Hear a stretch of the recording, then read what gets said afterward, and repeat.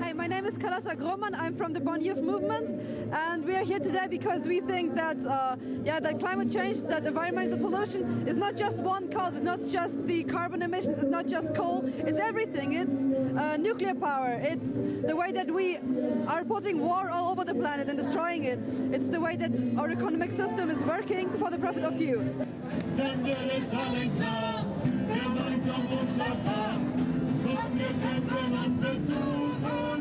My name is Avilés-Vázquez. I came from Puerto Rico to be here in Bonn. Part of the reason I'm here is the Caribbean just got hit with two major force hurricanes, and we had unusually high activity of hurricanes, particularly part of the effects of increased temperature due to climate change.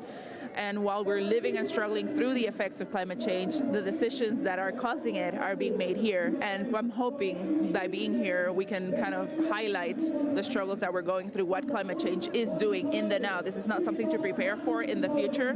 We're living it, we're suffering, we're dying at this moment. We have lost power, we lost communications, we lost potable drinking water, and our economy is collapsing due to that. So we need climate reparations. One of the things that we're demanding, ending the Jones Act, ending the colonial rule and promesa. We want to be able to work, trade, and heal with our Caribbean sister islands like they have offered to help, but the U.S. has told them no.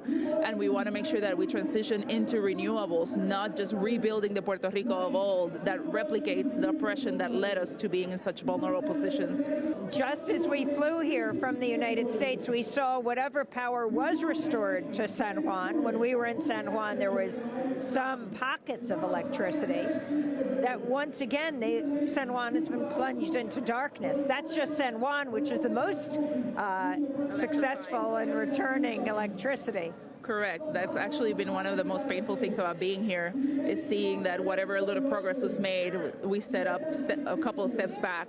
And it's important to highlight that that was the one line that Whitefish fixed. And not only that, Whitefish got that contract because their owner or someone has stocks that's a Trump donor. So again, it highlights the need for whatever transition we demand needs to be just. It needs to correct past depressions, and it needs to be towards renewable, not just fixing an old and decaying infrastructure.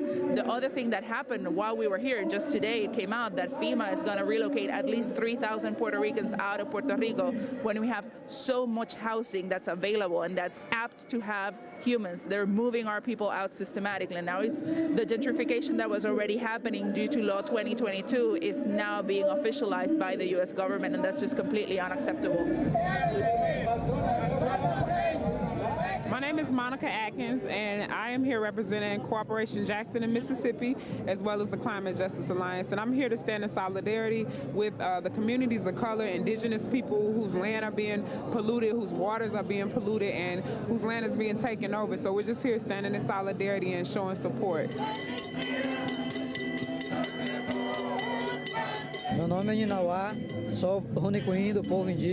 My name is Chief Ninwa. I am from Acre, Brazil, with the Hunikui people.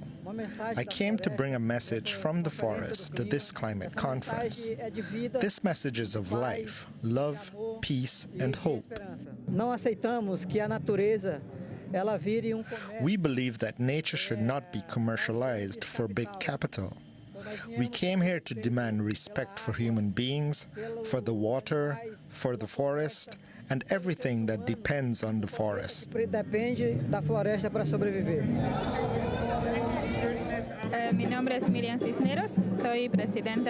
name is Miriam Cisneros. I'm the president of Sarayaku and Quechua people in the Ecuadorian Amazon. I'm here because the indigenous people around the world are affected by climate change. Estamos siendo amenazadas por el cambio climático. And we came with a proposal, the Living Forest proposal, to advance this call for the living forest, but also to join forces and gain solidarity from other people, other movements, and so that we can unite and be in this fight together.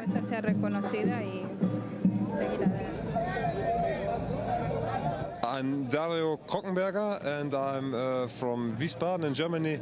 Ich denke, dass das wird an der Weltklimakonferenz. It's become evident from what we've seen at the World Climate Conference that is in progress here that the climate targets that they had established are not sufficient. At the same time, it is clear that they are not truly willing to carry them out anyway. I believe that there is enough wealth in the world to be able to accommodate both our concerns for the environment as well as job security for workers. In other words, there need not be starvation or unemployment, because there is enough work in the world and it is more a question of how to spread it around among all. We need the environment. We cannot exist without it. Therefore, the question is simple for me. It is that capitalism lies at the basis of our problems and that we critically need groundbreaking alternatives to it. Grundsätzliche Alternativen brauchen.